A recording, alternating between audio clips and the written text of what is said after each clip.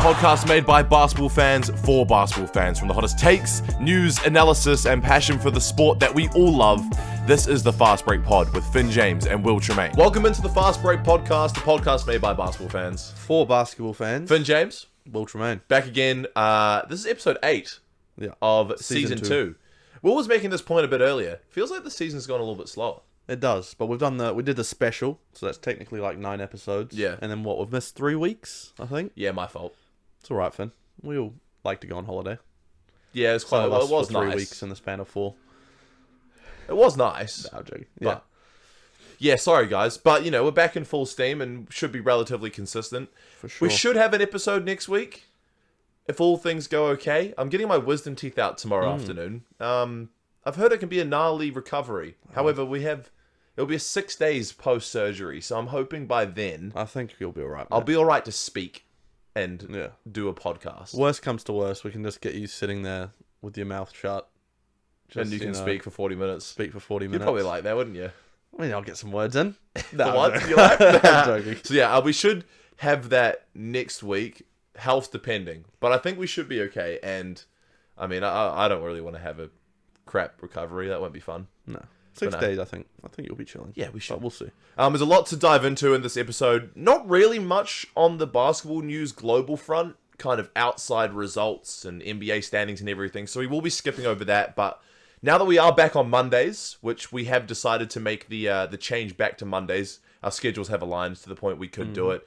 It does make a little bit more sense considering we're no longer going to be missing those Sunday night games in the NBL, so we'll be able to do full round recaps unless there are Monday night games, which does occasionally happen, but thought it would make more sense now that we have the ability to go back to Mondays. We have done that, and we'll be able to recap the round. So NBL round 8 recap, 2 Breakers games in this round on that way Thursday we can night. recap the one from last night as well. So usually wouldn't have been able to talk about last night's game, but with this new schedule, works perfect.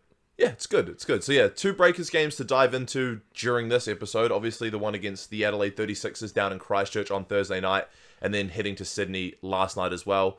Of course, all the other results, and then we'll be having a little look at the NBA. And when I mean little, probably not that little, because I have a lot to say about the Clippers. Let's just say that. Shame. Anyway, let's get right into NBL Round 8 recap. First game of the week was a Wednesday night Ignite Cup round between Illawarra Hawks and Melbourne United. The Hawks handed Melbourne United their first loss of the year. Second, sorry. Second in a row, though. Second in a row. 107-93 win. So this was massive for the Hawks. And yeah, Javel, as he does, he's been doing it all season long, showed out in this one. 37 points, 14 rebounds, Finn. What do you think of his start to the season so far? He's looked like, for me, the best center in the league, hands down. Oh, yeah, 100% agree with you. He's obviously up there as an MVP candidate. Quite hard to top Bryce at the moment. Team record hurts him a little bit as well. But yeah, but it looks like they're starting to turn it around. That was their second consecutive win, and they also won another game in this round as well. But Javel's looked incredible, especially since Will Hickey has returned to the court. And Javel did, in a press conference, it was either from that game or the other game that round, said that Will Hickey was that one missing piece from the puzzle. Obviously, they were struggling quite a bit to start the year, actually. One of the worst teams in the league. Obviously, we, as in the Breakers, handed them 2 massive L's. They got rid of Ja'Cory McLaughlin. Tyler Harvey was playing that 1, wasn't really working. They signed QJ Peterson, and Will Hickey's returned. And, well, they were 9-0, 9-1 against Sydney from Monday, and then they got another dub, handed them 2 consecutive L's, and it wasn't like it was a close game. It's a 14-point win against the team who was top of the league. And it wasn't just JaVale McGee. The rest of the Hawks supporting cast was excellent as well. 5 of their players in double figures. Yeah. So, I mean, when you're getting all-round performances like that, someone like Will Hickey is obviously going to help that. His passing is second to none almost in this league. It wasn't this game, but he had a 19-12-12 triple-double. We'll get into that.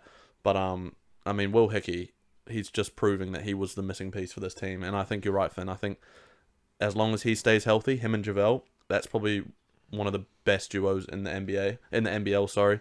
And I think they'll continue their winning ways and get towards, I think they're going to be a playoff team, put it that way. Oh, 100%. Top 6. And I mean, I had them 1, so I hope they keep going all the way up. So my predictions are right. I had them 2. I mean, we've always talked about Justin Tatum and how good he is as a head coach. And he proved it last year. He proved it the season where he came in halfway through and completely turned around the Hawks season as well. And now that Will Hickey are finally a true point guard to join this team, because they were obviously missing a lot of playmaking. Tyler Harvey's not a true point. He did try, but at the end of the day, he's a pure scorer. He has been doing it in the league for quite some time now. Because they had Trey Kell last year, who was that big guard that they needed. Now Davo comes back, 6'3", 6'4" point guard, pretty big for the NBL, and we saw it when he came over for Sal's. He is one of the best passers in this league, 100%. Downhill as well as a scorer, unstoppable. Yeah, considering how far he's come in the last, I'd say, couple seasons, really struggled for minutes in previous time with Illawarra and obviously in the teams he was on before, but just showcasing his talents, especially in that final series, I think that's where we really started to see what Davo can produce. Obviously, Daly handed him that, finals MVP unofficially. Had that little summer league experience with the Chicago Bulls, and lit up the Sal's NBL for what was it? It might have been like 6 games or something, but was averaging damn near a 30-point triple-double. No surprises that once he returned to the Illawarra, I think he was struggling with that eye injury, wearing those goggles in game now. Completely turned around their offense. He has the ability to score. He's shooting a career best from 3, and he's setting up JaVale in the perfect way possible. So definitely that missing piece. 100%. Things are on the up for Illawarra Hawks. But moving on to Thursday night, we had 2 games. Breakers in Adelaide, which we'll get into in a bit. The other game, absolute nail-biter. Southeast Melbourne Phoenix get the upper hand by 1 point over the Tasmania Jack Jumpers. 103 to 102 in this one. A high scorer as well, Finn. Yeah, very surprising considering Southeast Melbourne have been that defensive juggernaut team this year. I mean, we've talked about it every week. Josh King's philosophy is defense first. He's built his entire roster surrounding that, obviously picking up Wes Awundu as well.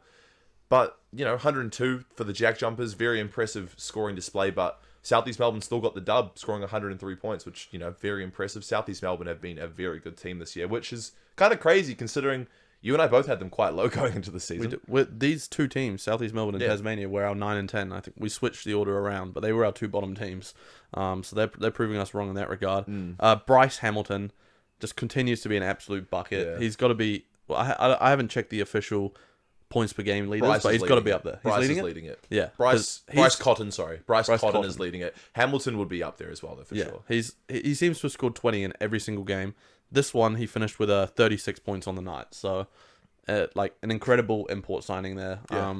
Yeah. I mean, he's just going to continue dominating in the scoring aspect of the game. Well, we talked about it last week. You said you can almost guarantee that Bryce Hamilton's going to give you 20 plus every night.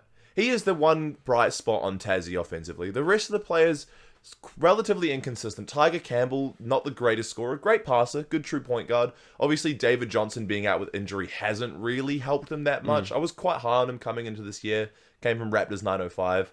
Josh Bannon's been a good bright spot. Will Magnay's a defensive beast, but offensively, I think Will Magnay is relatively overrated. Defensively, he's outstanding, of course, but offensively, doesn't bring you a whole lot outside of just at the rim. But defensively, he's great. But Scott Roth just gives Bryce Hamilton the keys to the city, and he's been excellent this season so far, so that's for sure. But obviously, they fell short in the end. Yeah. Speaking of Josh Bannon, I know you're quite high on him, Finn, and he has been impressive. He had 15 points off the bench in this one, along with Majok Deng had 17 points. So, I mean, 2 units just to come on and give you more buckets as well. Yeah, Majok obviously was out for the majority of the start of the season with an injury, so good for him to come off the bench for Tassie now, a little more scoring for them. Yeah, and as he's been doing all season long, Nathan Sobey. Oh my god! I know I'm not the biggest fan of Nathan Sobey, but he's looked incredible this season. Got to give him his flowers. He finished with 28 points in this one, and Malik Lewis also added a career high 23 points. So I mean that's where their scoring numbers are coming in. Nathan Sobey, he's got to be in MVP talks as well. For me. Absolutely. I saw a stat. This is the best start to a season he's had since I think it was 2021. So it's been 5 years. He's in his mid-30s, I think, as well, old Nathan Sobey, and still looks young. He's still athletic. He's still out there getting dunks for a shorter guy, but the ability to score the ball is some of the best in the NBL. He's got a very good deep-range shot, comes off screens, quick release, gets downhill. He's a great player. He's obviously that leader when it comes to offense for the Southeast Melbourne Phoenix. So. And the fact they're sitting in second position as well. Yeah. I mean, no one really saw that coming. No way. Maybe some Southeast Melbourne fans did. But, I mean, top 2 seed, one of the best players in the league. He's definitely putting his name in the hat along with like the likes of Bryce Cotton. Yeah. So and JaVale McGee if he can keep it up. Definitely. But no, this was a nail biter. Great game. Yeah, John Brown the second as well. Just got to give a huge shout out to him. An undersized big in this league that came from Europe. He's been that just excellent backbone for Southeast Melbourne and Josh King this year. Dominates the boards. Obviously, his offensive game isn't great. He loves a mid-range, pretty old school style big man. Like, loves a midi. Can't really shoot the three ball that well, but is an excellent screen setter. Very physical, which is what you need in the NBL. And he dominates the glass game in, game out. He had 14 boards in this one, which is huge. Yeah. Really would have helped them get those second chance opportunities as well for Southeast Melbourne in this game. 100%. Moving on to Friday night, a battle of two teams that were struggling. Bottom of the table, Cairns Taipans and Illawarra, who are, like we said, slowly climbing up the leaderboards. I think they're in 8th place now. But yeah, Cairns 90 points, Illawarra 107, so big win for Illawarra. Will Hickey, his best game yet since he's come back. He finished with 19, 12, and 12. What a game. Triple-double. I saw on NBL socials that he was only the second player in NBL history with a triple-double, including 12 rebounds and 12 assists. So only other person doing it is Bulls teammate on Summer League, Josh Giddey. Well, he didn't play, but yeah, Josh Giddey got that in that when he was very young, playing for Adelaide. Yeah. He was really fun to watch. And he does kind of remind me of Josh Giddey in some sense. Similar, eh? Yeah, like they're not the best shooters, but they're good at getting downhill. Giddey proving you wrong this season. He has. He's been playing phenomenal for the Bulls. But yeah, I mean, 19, 12, and 12, all-round performance. JaVale McGee, as always, 28 points, 6 rebounds in this one, so could have done a bit more on the glass. Yeah. But those two, like we said in the previous game, if they keep up this pace, I think that's the best duo in the NBL, and I think they're definitely going to be top 4 even. They're going to give Casey Prather and Tyrell Harrison a bit of a run for that best duo, because I know you're very hot on those boys from Brisbane. Yeah. I still am. I still am. Yeah. But no, this was a great game. Also, this was QJ Peterson's best game as well. He's really struggled offensively to start his little stint in NBL 26, but we see this a lot with American imports, especially even guys on our team. Like Brockington has been one of those players who has struggled to transition from the G League and Summer League to the NBL. QJ Peterson was one of the best scorers in the G League last season. A really short, shifty guard, and he's really struggled to put ball in hoop in NBL 26. But 22 Look how points. Mason Jones went for Perth. Exactly. He was the G League Finals MVP, averaged 20 plus, 23 I think it was in the G. Yeah. Got shipped off after what? I think it was 5 games. Yeah, just game did not translate to the NBL. Sometimes it happens. It was happening with QJ Peterson, but lit up the field this game. 22 points was very impressive. Off the bench as well. So if he can continue to give them buckets off the bench, that's massive. I think we're going to see QJ Peterson come off the bench all season as well. Because obviously, Davo has 100% secured that starting point guard spot for Illawarra going forward. Tyler Harvey, you got to have your team. I think he's the team captain. You got to have him starting. Yeah. He's proved that he is a big time player. JaVale's going to start, of course, with everyone else. Wani's probably going to get some decent minutes as well. So this was a great game for Illawarra, but honestly, it wasn't the greatest headline in this game. Despite them getting the 17-point win, Mojave King, injury replacement, of course, has come in. 32 points on the night, a career best. 13 of 16 from the field. He could not miss. Yeah, 6 threes as well. What are we doing, Breakers? This man should have been re-signed. Obviously, we have our suspicions that maybe he was searching for something overseas. I'm pretty sure it was almost confirmed that he was. Because Dylan Boucher came out in the off-season once we started rebuilding this Breakers roster, and he essentially said, we have reached out to every single New Zealander and asked them to come and play for us. Yeah. I'm sure Mojave would have been on the top of their list. Yeah. Why would you not want to re-sign him? I mean, just imagine what he could do for our bench right now, where we're really struggling. We'll get into that. Mojave King coming off our bench, that would have been big time for us. It would have been huge. Obviously, Mojave had some great games last year, but ultimately wasn't as good as I thought, but he did struggle with injury quite a bit last season. And, with how inconsistent and weird the Breakers season was last year, I can understand why he didn't really find some consistency. But he played very well for the Fire in the Sal's NBL. I was very surprised that he didn't actually re-sign for the Breakers. I mean, this guy is he's a former NBA draft pick, played in the G League Ignite with the likes of Scoot Henderson, who's obviously a phenomenal point guard in the NBA. But someone of... Sorry, I couldn't take that seriously. Continue. Someone who was that highly talented and scouted as a player, and he's still relatively young. He's not an old man. He's young. He's 22 years old. Yeah. I mean, he's really young. Yeah. So he's still got heaps of potential to unlock. So, Loads. I mean, So someone like that, I would have loved to see back on the Breakers. But, I mean, that's all in the past now. He's doing his thing on Cairns, so happy for him. But, I mean, he's definitely going to get lots of shots up on Cairns because they're struggling.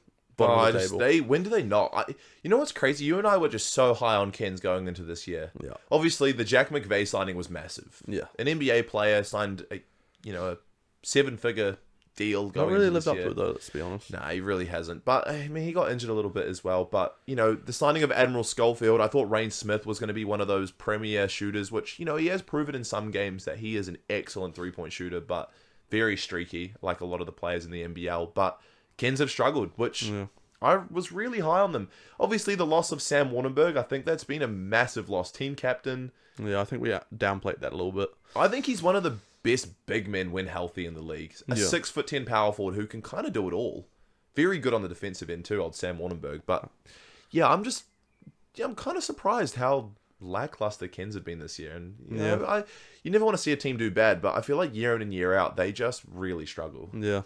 It'll be interesting to see how the rest of the season plays out, but I have a slight feeling that they're going to remain near the bottom of the table with hopefully not the Breakers, but potentially at this rate. Yeah. Moving on to Saturday night, Finn, we had 2 games. First one, Brisbane Bullets versus the Tasmania Jack Jumpers. Another close one, 83-81 win for the Bullets. Yeah. Casey Prather and Tyrell Harrison once again putting the team on the back. Prather finished with 28 points and 8 rebounds. Great game for Prather. Tyrell Harrison, 21 points and 9 rebounds. So similar stat lines.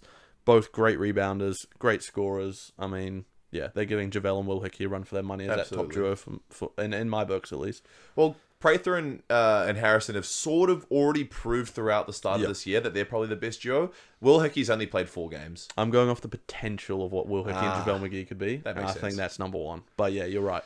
Prather and Harrison have proven that they're the top duo in the league. You'd probably tip JaVale to be the best center in the NBL at this point, right? Yeah. Tyrell's top 3. Oh, absolutely. So that's very, close. very good player. And then obviously they've got 2 buckets. Well, I mean, Casey Prather's a bucket. Will Hickey's more of an all-round player, I guess. But they're both top-level players as well in this league. So Casey Prather just continues to impress me. Like, considering the back end of last season, how good and the form that he did find for Brisbane last year, I was thinking, maybe he comes into the season, maybe slows down a bit. It's getting decent, like quite a bit older now, but foot is just directly on the floor on that gas pedal, man. He has not stopped this year. He's been excellent. One of the best score. I think he's 3rd or 4th in the league in scoring this year. Yeah, excellent from Casey Prather. Brisbane decently struggling though. I feel like they're 7th on the table. Could have been a little bit better maybe, but this is a scrappy game. They've been quite inconsistent, Brisbane, I feel. Yeah, I mean, they've had some good wins, but they beat us to start the year. Yeah. Sam McDaniel loss, I think, was probably bigger than a lot of people are thinking. Yeah, arguably one of the best on-ball defenders in the NBL. Tane Murray's done a great job at stepping up off the bench. He's starting now, but he stepped up. Alex Dukas, obviously an NBA champion on their team. He's been decent this year, but honestly, I think Tane's arguably been better than Dukas this year. I agree. I mean, Dukas has played his role, I guess, but I've been a little bit underwhelmed by Dukas, to be honest. Someone coming from championship Oklahoma City Thunder, where he obviously didn't play any minutes, but still, just having that experience coming in, would have liked to have seen a bit more, but obviously he's behind Tyrell Harrison and Casey Prather in terms of scoring options. Yeah, so he comes off the bench. And he comes off the bench. As for Tassie in this game, it was a very well-rounded game from Tassie. No one really stood out. Ben Ayre was probably the highlight off the bench. He had 14 points. Yeah. He kind of comes in and does that. Bit of a spark plug. Shooter. If he heats up, he's good, man. Yeah. Got a really nice looking jump shot. Had a good season for the Saints. Not the season just gone, but the season before. But yeah, I don't know. I feel like he's struggled to find his identity in the NBL. Just kind of bounces around a little bit. Always coming off the bench. Just some coaches, like you said, a spark plug. Good shooter though. Really good shooter. Ben Ayre. But no, it was a good game. Brisbane did get the dub though, of course. The other game that took place was the Melbourne Derby. Yeah. Battle of 1 versus 2 in the standings as well. I know. Melbourne United got the job done in this one, 92-81. So continuing their dominance at the top there, Finn. Yeah, it was good. They lost 2 consecutive games. It would have been needed this. Honestly, slightly concerning if you're a Melbourne United fan if they would have dropped 3 in a row, especially to Southeast Melbourne, who have been very good, but they would have been right on their tails if they would have got the stub. But yeah, Melbourne honestly dominated pretty well throughout this game. That third quarter was kind of where they sealed the win. Yeah. And this was Chris Golding's first start. They've shifted Tanner Cribbs off to the bench, which... Ridiculous that they didn't make this change earlier, being honest. Cribbs was... I was really high on Krebs to start this year. Mate, Slowed down a bit. Don't compare the two. Golding's obviously, he started the season off injured, but no, he's come back into the starting lineup, 16 points in the night.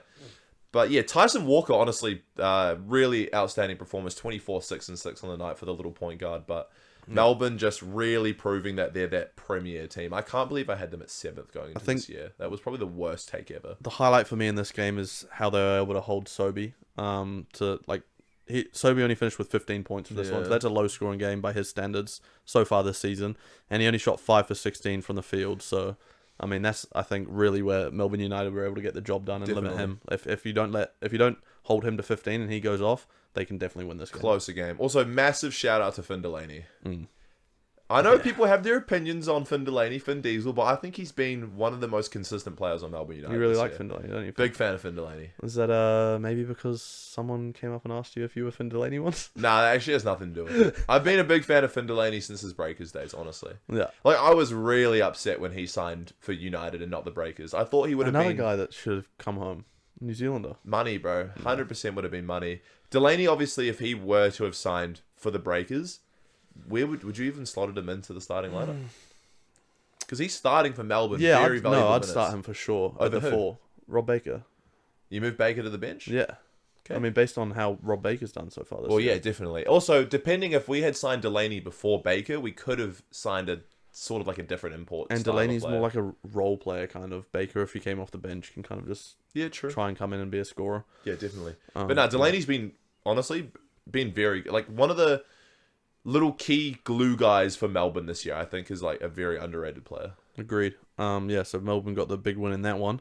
Moving on to Sunday night, Adelaide versus Perth. Bryce Cotton's first game against his old team. Which blew my mind. It's been like 13 games. I went back a lot and of checked teams. all their games and couldn't see them playing they Perth. haven't. But maybe I'm missing something. I didn't see it either. Yeah. But I just like so surprised that And I can't remember it. I think it would have been bigger news like if it had already 100%. happened. This one happened in Adelaide though, so Not as Bryce cool. still hasn't returned to Perth yet. That's going to be very interesting. Yeah, looking when he forward to makes that. the trip over there. Yeah. I think he's going to be in for a bit of a bad reception in my opinion from the Perth fans. Yeah. But yeah, Perth managed to get one up on their former guy Bryce Cotton. They won this one 94-87, and they did a very good defensive job on Bryce Cotton. He still had 23 points, but by his standards, that's low. Well, he came into this round averaging 29. Yeah. And we'll obviously go to the Thursday night game against the Breakers. Like, he didn't actually score 29 points at all this round, which, No. you know, And he shot 8 for 24 in this one. not great efficiency. He did find ways to impact in other ways. He had 7 assists, which is good for him. But yeah, Perth, all-round team performance. All of their starters in double figures. Led by Dylan Windler, 18 points, 12 rebounds. Such a good rebound. As we've come to know, one of the best rebounders in the NBL, even despite his size. He's not even a big man. But he had that 30-30 game in the NBA G League that I'll never forget. So he comes in and does those sort of things. He also shot... I've lost it here. He had an efficient game. 7 for 12 shooting. There you go. Dylan Windler. So, yeah.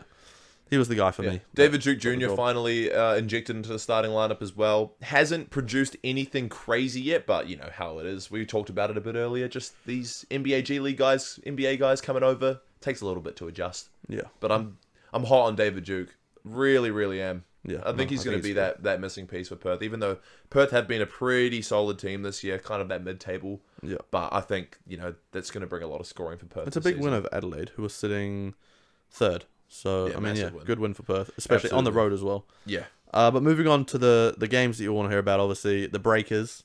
First game they played of the round was Thursday night against Adelaide in Christchurch. I think that's the one game that Christchurch gets this year. Yeah. And yeah, pretty disappointing showing, really. I mean, we were up most of the game. Fourth quarter comes around. What happens? Well, let's just say we should have won. Yeah. But the fourth quarter just fell apart for them, really. I think it took 6.5 minutes to score a point in the fourth. And we still only lost by 4 recurring theme points. as well, which we'll get into in the next game. Yeah, so just 11-point fourth quarter, just not acceptable, really. And I don't know if it was fatigue or Adelaide just came out firing, but we left a lot of points at the rim in this fourth quarter. There were many a times where we were getting like really good looks underneath the rim, and we just could not finish. And it took until 6.5 minutes in where Can't remember who it was. Somebody went to the line and hit a free throw. But it took until the 8th minute in the 4th to score a field goal. And again, we did a good job on Bryce Cotton. He only had 23 points in this one on 40% from the field. So, I mean, when he's putting up those sort of numbers, you expect a win. Absolutely. Brockington did a great job on him. Obviously, we're not going to put PJC on Bryce Cotton, but Brockington held his own. He also finished with 25 points, 9 This was 15 Brockington's shooting. best game. Yeah. This is Brockington's best game of the year. Mixed bag with him, though, because the next game, not too well. But, 25 points. Did a great job in this one. PJC added a double-double, 21 points, 10 assists. He's been the most consistent player on the roster this year. Leads the league in assists per game. Yeah, he does. I mean, come to know him. Yeah, this was an interesting game. There was a lot of positives to take away. I thought, for the first 3 quarters, we looked like a really good team, giving Adelaide, who is arguably a top 3 team in this league, a really big challenge. I thought we played really well. We did a good job on Bryce, and defensively, I thought we did a really good job. PJC doing his thing, Brockington just doing his thing as well, but couldn't close out. This was an interesting game for Sam Menenga. Finished with 7 points on the night. Very quiet. Wasn't very efficient, but... Rob Baker as well. Rob Baker only played 19 minutes, though, so you got to cut him a bit of slack. Finished with 9 and 9. Not horrible, but honestly, it just comes down to the team effort in the 4th. It was just unacceptable. And the bench. Jesus. Well, we've talked about our bench every episode. 6 points. That's standard, though. Our bench doesn't score. Bad, man. Unless you have a hot game from Carlin, not really getting much scoring from anyone else off the bench. Only we had a guy like Mojave King coming off the bench. Yeah. If Liafa heats up, then some more scoring as well. But I think big if. He's shooting 22% from 3 this year. So, one of those seasons for Liafa again. But no, just a very disappointing game. I thought we looked like the better team for most of this game until that 4th quarter. Just incredibly unfortunate. And, it would have been nice to walk away with the win, that's for sure. But, shit happens. Similar things leading into last night's game as well. Sunday night against Sydney, we were the better team for 3 of those quarters. 4th quarter comes around, we just disappear again. Sydney gets the job done in this one, 79-72. Kendrick Davis and Xavier Cooks both with 21 apiece. Cooks also adding 14 rebounds. So another one of those duos that you got to put up there, I guess. They've been a little bit underwhelming, I think, for Sydney. But when they're on, and got the job done for Sydney. So this one was away, but still. Yeah. Cooks in particular, first of all, like you said, it's away. Kudos Bank Arena is an awful place to play at. Yeah. One thing a funny stat that I saw, Parker Jackson Cartwright averages 21 a game at Kudos Bank Arena. I remember a couple seasons ago in a play-in tournament game, he went off. Loves playing against Sydney and, proved himself again in this, which we'll get into soon. But if we look at the score, 79-72, and this is across 2 games. We didn't break 80 points this round, which I think comes down to the fact that we don't have much scoring outside of only 3 or 4 players in this team. Yeah. But we held Sydney to 79, which is impressive. Kendrick Davis, he's going to get points. Shot the ball okay this game. Xavier Cooks has been, dare I say, a little bit underwhelming. Yeah. But I think in recent games, he's really starting to pick it up. And 21 and 14 is something you would expect from somebody like Xavier Cooks. I thought we did a decent job, but down the stretch, he was kind of getting what he wanted. And, our defense did fall apart in that 4th quarter, which, very similar theme, like you said, to the other game we played this week. 4th quarter's they're not our best friend this year. Let's just go along and say that. But PJC, like we mentioned, 23 points in this one. One of his better scoring performances of the season. I think best, to be honest. I think this was his best performance. He had 4 threes, which has not become he's kind of struggled from 3 this season, I'd say. Yeah, I feel like everyone on our team has. Yeah, apart from Kareem and Rob Baker as well has been pretty good from 3. As of late, yeah. Yeah, Kareem's been a great he's been probably our best 3-point shooter. But Parker, I think we need that from Parker. The threes. Yeah. Be a threat, 3-level threat. Because he's there's been games where teams haven't had to worry about the 3 ball so much from Parker. Well, he's proving it now. Yeah. I mean, he shot the ball decently against Adelaide too from the 3-point line. Yeah. But we've seen him. This is his 3rd season for Breakers. He can shoot the ball well. Yeah. And I think, how you're saying he didn't shoot the ball well to start the year, he doesn't look like a threat. We always got to remember about that reoccurring rib injury he did have to start the season. Yeah. I think he's looking fully healthy now. Don't get me wrong, he looks like a threat. It's just that 3 ball has not been falling early on in the start of the season. But he looks like he's starting to find a shot a bit from 3. But I mean, when PJC's on, he's on.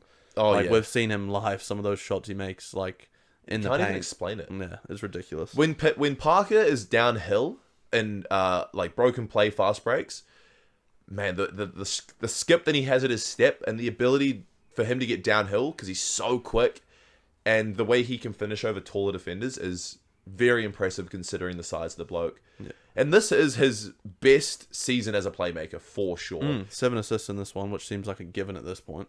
Well, he's averaging 8, maybe even more now. But this is his scoring numbers have dropped since he first came in 3 seasons ago. He averaged 20 to almost 21 a game the first season he came in. I think it was 17 or 18 last year, and he's only averaging, I think it might be upwards of 16 this season, but his passing numbers are way up, which is excellent for Parker. I think he's becoming just a more mature player, more of a facilitator, more of a leader. But, you know, when he needs to score buckets, he's going to go get you a bucket. And he did this in this game. And the thing is, though, going into the fourth quarter, and I'll say it again, fourth quarters, Parker needs to be getting that ball. And, like, we were down 4 with about 30 seconds left, and Liafa took the shot to bring it within 1. No disrespect to Isaiah Liafa. We've seen what he can produce. Sells NBL in particular. He can heat up. But he should not be taking that shot. No. There are 3 other players I'd rather have taking a 3-pointer. Maybe if he's like hit 3 previously, then like his streaky shooter, like that 4th one's probably going to go in. Yeah. But yeah, not in that situation. Definitely not. Parker should be getting the ball, considering he'd shot 50% from the night from 3 as well, and he just looked really good. Yeah. And he did a good job. I feel like there were a lot of positives to take away from this game, but realistically, I don't care anymore. Like, every loss we've had this season, you know, we've kind of come on here and be like, oh, we're trending in the right direction. We're getting better. But I understand we're losing close games. Like, out of all the losses, we haven't had many blowouts. Every game has been within probably 10 points. For sure. But it doesn't matter. We can't win. No. And we're over a third of the way through the season now, and we're still struggling to win games. That is just so concerning to me. Yeah.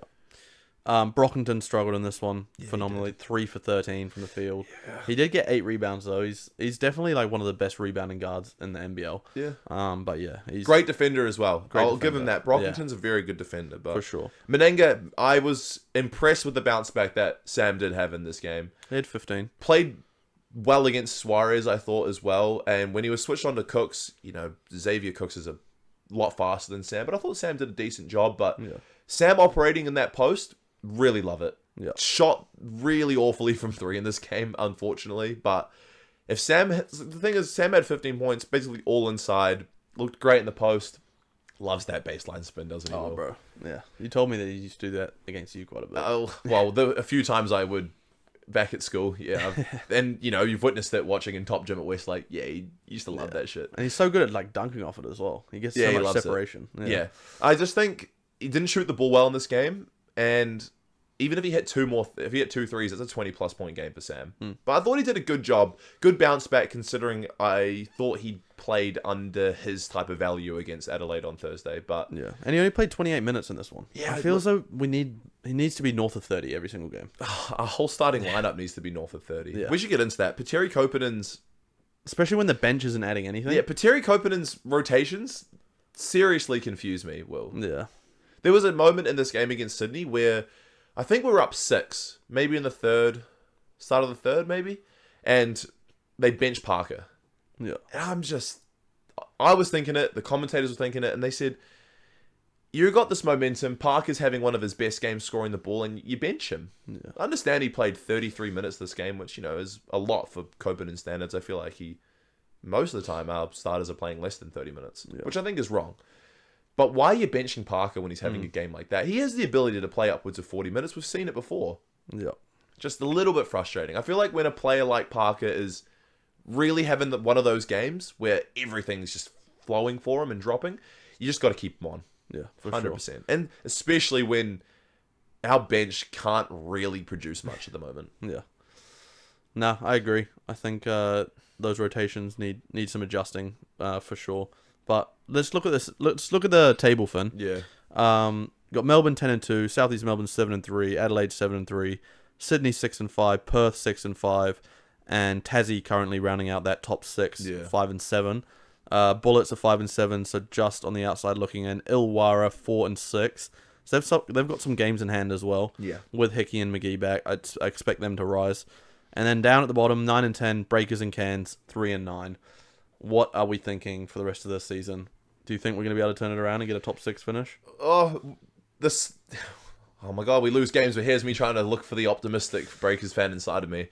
We've proved that we can. It's just the ability for the Breakers to play 40 minutes. We just can't at the moment, unfortunately. And unless we can prove that we can play for 40 minutes, we're not going to be able to break the 6. Obviously, Tassie's 5-7, so we're only 2 or 3 wins behind getting in that 6. Yeah. There's 20... I think we have 20 games left in the season, so it's possible. It's very possible. But, look, if I'm Breaker's head office right now, right, and Rob Baker doesn't turn it around, he had that really good game against Illawarra, but, like, is he really that starting power forward we need? Do we try switch it up, get a new import? I mean, we started out the year with Ruben Tarangi starting. So, I mean... But Ruben's not producing anything either. Yeah. I don't know. But maybe Rob Baker's better off the bench. Although then he didn't do anything off the bench as well in those games. It's so confusing. It's but tough. Look, can we turn it around? Of course we can. Anything can happen. Am I confident we can? Part of me says yes, but history's already saying no with 3-9. Bring back Taco Fall and Matt Mooney. God, no. I mean, Matt Mooney had some good stretches. Yeah. Hell no. But like, it's a close table. Obviously, Melbourne's asserted themselves as like the team to beat in this league. And they're going to be a hard team come playoff time for sure. But if we can sneak into the 6, who knows what we can produce in the postseason? I mean, look at these last 2 games. If we don't fall apart in the 4th quarter and we hold on to win these 2 games, we're 5-7 right now, and we're in that 6th seed. Hey, you could say that about so many games, though. Yeah, exactly. We have so many games where we should have won. Yeah. Keyword, we win all those games, and we're up like round top 4. We might have a 500 record if there's games. Yeah. There's so many games we should have put away. 100%. There's been, Look, we've got Brisbane on Wednesday night, Ignite Cup round in Brisbane. Need that. What are your thoughts going into it? I think we get the job done in this one. Really? I think something's lit a fire under us in the locker room. They've lost 2 back-to-back games, falling apart in the 4th quarter. Pateri Koponen, phenomenal coach. I still have my faith in Pateri. I think he's going to go and give the boys a harsh talking to. Make sure that they know that can't happen in this game, and I think we're going to go out there and beat the Brisbane Bullets by about 10 points. Bold take. In Brizzy. I'm calling it. Back to your optimism. I was right about my last take that would lose to Adelaide and Christchurch. Yeah. So, I mean, you're not wrong. Yeah. Yeah, look. And Bryce Cotton would It's a big game on Wednesday. Yeah.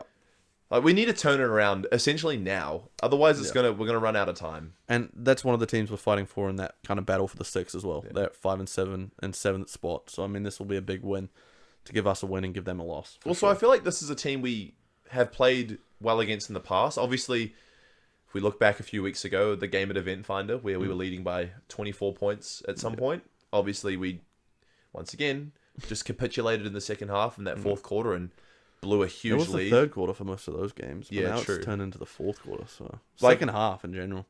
We've played Brisbane 3 times this year. I think we've won 1 of them, so we have beaten them already. I feel like we match up decently. Like Sam and Tyrell, obviously Tyrell being a taller player. Sam does hold his own against Tyrell. Sam played his best game of the season against Brisbane at Event Finder. Obviously had 25 first half points. First half, yeah. Crazy. I thought he was going for 40, but finished with what, 27? Yeah, 29? 27. Yeah. Unfortunate.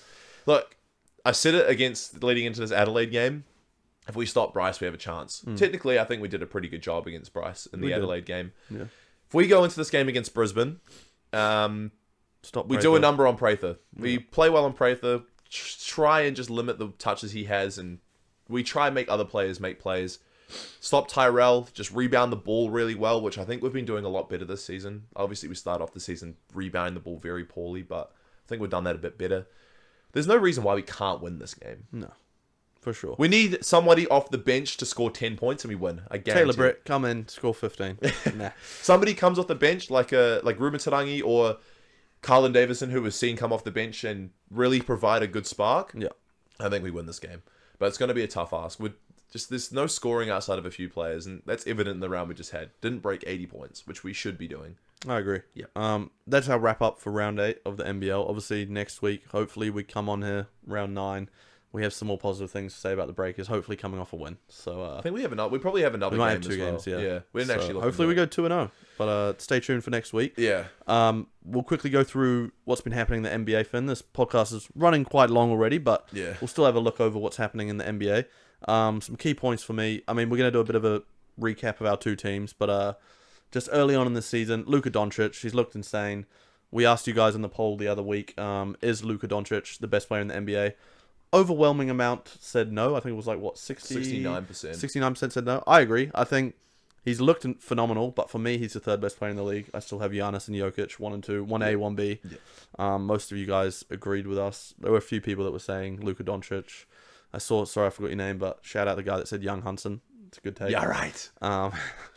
Yeah. What do you think? Luka, he's off to a phenomenal start. Yeah, no, he's not the best player. No. Yeah, like Jokic, arguably better. Giannis. Yeah. Yeah, there are players that are better than Luka. I think he's third. He's up there. I think that, like, Luka's not an all-round player. Scoring-wise, he's... Offensively, he's insane. Defensively, he lacks a little bit.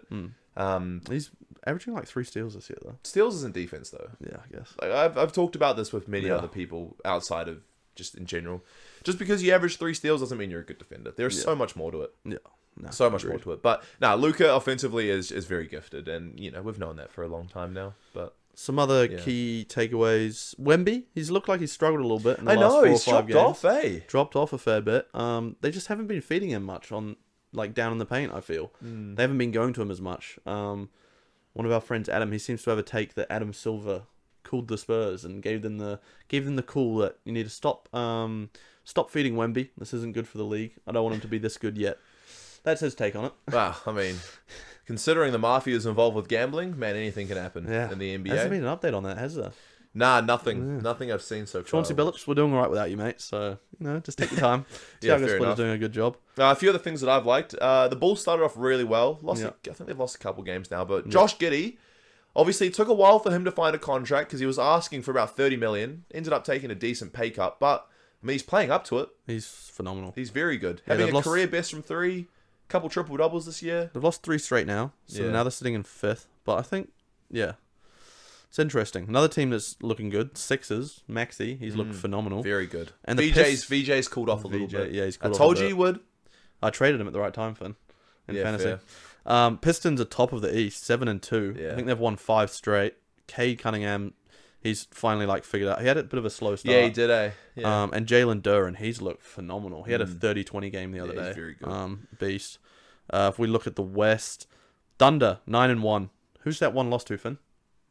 The Blazers. The Portland Trail Blazers have handed the Oklahoma City Thunder their only loss in the season. No shock that they're at the top, though, right? Yeah. Yeah, they're gonna look. Our season predictions, we had them 1. They're gonna stay there. Spurs have been like, what's the word? They've been above expectation for me. We had them a bit lower. They're second seed, 7 and 2. You got the Nuggets up there, 7 and 2 as well. Lakers 7 and 3. Rockets climbing up, but 5 and 3. Just got a dub this morning, actually. Beat the Bucks. It's a good win. Bucks, on the other hand, I think they've been pretty good this year. Yeah. KPJ's been out for majority of the season. Ryan Rollins has looked great. Yeah, Ryan Rollins had that big game against the Warriors. Warriors drafted him and waived him, signed for the Bucks and dropped 30 on them. You got the Timberwolves, Blazers, and Warriors rounding out the 8 spots there. So Blazers, 7 seed. Should we do a bit of an update on our team? You guys look okay. You can go. Go on then. Okay. Wait, first of all, though. I'm going to talk about it. Don't worry. I'm going to talk about it. Don't worry. Let me start with the positives. Yeah, go on. So we're 5 and 4. We're 7th in the West. Only team to have beaten the Thunder, like I mentioned.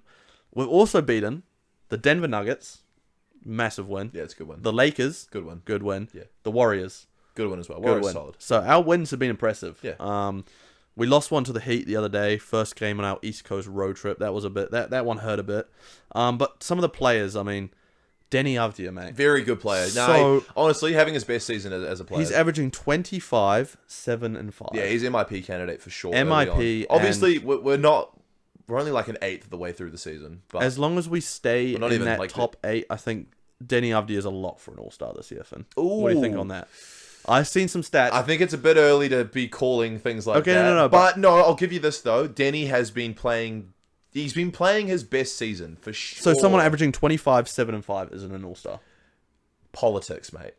We all know about it. James Harden was an All-Star last year, bro. Fair. Paul George could have been an All-Star. Paul George was an All-Star 2 years ago, and he shouldn't have been. I saw a thing that any player in NBA history that's been averaging this stat line, 25, 7 and 5, has always been an All-Star. No one's ever not been an All-Star. We'll see it. we'll see. But yeah, he's been great. Drew Holiday as well. He's come in. Yeah, he was a good. He's been everything really we expected and more. He's averaging 17, 5, and 8. One of the best playmakers in the league. Obviously brings his defense, and I think it's just offensively, like scoring the ball wise, it's one of his better seasons too. Because he's got more of a role to score the ball this year. When he was on the Celtics, I mean, he was the fourth or fifth option for the Celtics. And the Bucks as well. He wasn't one of those. Well, he was sort of, but yeah, on the Bucks he had some good scoring seasons. Yeah. He's kind of gone back to that. Yeah. But yeah, and then obviously defense. We lead the league in steals per game. We're right up there in some other stats. I mean, Drew Holiday, all defensive player. Tamani Kamara. He's looked phenomenal. Second team last year. I think he's in for a shout with the first team if he keeps. He's really this up. good. I'm a big fan of Tamani. Very, very good. Klingen 9-9. He's doing his job, grabbing boards, blocking shots. And Jeremy Grant off the bench, 20 points per game. So he's in for a sixth-man shout. He was a funny one as well in the off-season, because he's been there the longest for you guys. And obviously you signed him a few seasons ago. Bad contract. Bad contract. But you paid him a bag because, I mean, they wanted to keep he had the potential to be like a star. Yeah, I feel like, and he did well. He had a season where he averaged like 23. He's had some really good games as well and seasons for the Blazers, and you gave him a big contract. He was like one of those players that was always on a team that had better players than him, but he had sparks of being a number one option. You guys tried it, didn't work out, but I mean, off the bench, it's not a bad option. Yeah, I mean you wanted to trade him, he's but probably one of the leading sixth man contenders right now. Probably, yeah, definitely. And finally, sad to end on a sour note, but Shaden Sharp. He's struggled. He's averaging 18 still. But bad efficiency. Terrible efficiency. That's an understatement. He's averaging 38% from the field and 24% from three. Jesus Christ. That's also adding 3 turnovers a game. So he's really struggled to start the year. I think he's going to definitely pick it up throughout the year. He's not shooting that for the rest of the year. But yeah, he's just can't find a shot right now. But I think that's going to turn around. And we still got guys like Scoot Henderson yet to touch the floor. Yeah. So I'm very, very happy as a Blazers fan starting out the year 5-4. I think we're a playoff team. I had them 10th going into the season. I think that's a lock at this point, especially with how some of the other teams are struggling. I think potentially we could even be up around 8-7 mark. Damn. I said it. Bold take. Clippers fan, give us some recap on the Clippers. We're 13th seed in the West. Are you? Yeah. Oh, what a shame. 3-6. Just lost back-to-back games to the Suns. It's already started, guys. Kawhi Leonard is already out with injuries. Sure. Already was on rest, and now he's got an ankle sprain. James Harden missed a game for personal reasons, whether that was because he went to the club too hard the night before or something actually Have you watched the starting five on Netflix? No. It's like on James Harden. Yeah, I know. He's just out clubbing all the time. Yeah. Yeah, we're not great. Look, Zubac is still looking good. Still looking like one of those top 10 centers, but his usage rates have gone down drastically. Well, not drastically, but they've dropped since the season before. But he's still been good. Yeah. One thing I am hot on is John Collins. I think he's been really good, but I think he needs more minutes. Right. Comes off the bench, 24 minutes a game, shooting 44% from three, which I'm not surprised. He was a decent three-point shooter on Utah last year. But I think he needs a bigger role. Derek Jones Jr. has been also another bright spot, shooting upwards of 44% from three as well. Really good 3-and-D guy. Cam Christie in the last few games, Max's brother, he's been okay. One of our young players that we obviously need a future with, but yeah. Last season, Kawhi missed a handful of games. Harden had one of his best years since Houston, I reckon, last season. But we had Norman Powell, who essentially saved us and was an all-star shout. We don't have a player like Norman Powell to save us this season. But you guys picked up Bradley Beal, no? Bradley Beal has been awful. Chris Paul's barely playing. Nicholas Batum is old. Your whole team's old, mate. Brook Lopez is old. Yeah, we're just... Look, it's early days. We played 9 games out of 82. You're a retirement village. Yeah. If I get sick of Jeremy Grant, I'll send him your way. Don't worry. It's early days. Kawhi's only got an ankle sprain. And the quote was, he's going to miss the next few games. What the heck does that mean? I have no idea. But hopefully we turn it around. You know, it's just hard when your team is just old. And I was so hot. I was like, yeah, look at all these great players were signed. I forget that they have an average age of like 32. We'll help you out. We'll send you Jeremy Grant and Drew Holiday. For who? For any first-round picks you still have left. I don't think we have any. And Cam Christie. You're not taking Cam Christie. He's our only bright spot. Jordan Miller as well. I'm waiting for him to come back. But, yeah, no. Not a great start for the Clippers this season. Do you think you turn it around? However, we did beat the Blazers. Shut up. Do you think you turn it around and make the playoffs? Just depends on Kawhi's health. And, you know, Harden needs to shoot a little bit more efficiently. But, yeah, it just comes down to Kawhi's health, whether Harden is not going to club as hard. Zubac needs some more touches, and I think John Collins needs a bigger role. I think we have a chance. I'm gonna And ask Chris you. Dunn. Chris Dunn's having a good season on the offensive end too. He has looked good. Yeah, he's shooting I think he's shooting like mid 40s as well on three, which is something he didn't do last season. I want to hear it come from you. Yeah. Who do you think's been a better team this season? Blazers or Blazers. the Clippers? Yeah, definitely. Okay. Just wanted to hear it. Thanks again, guys, for tuning into this episode. We're going to leave you with a poll question. As we always do. As we always do. This one, as we've been talking about in this episode, who is the best duo in the NBL? Casey Prather and Tyrell Harrison, or JaVale McGee and Will Hickey, or anyone else? Yeah. You let us know in the comments. Vote. We're going to have those two options and then another option if you guys want to give someone else who you think is the best duo in the league. But yeah, we want to hear from you. What do you think? I think it's based on the season so far, it's Harrison and Prather. Yeah, 100%. Based on what can be, it's McGee and Will Hickey. I'm in the same boat, I think. Yeah. I think McGee's in for an all-star shout, and Hickey is very good. Some other ones up there, maybe.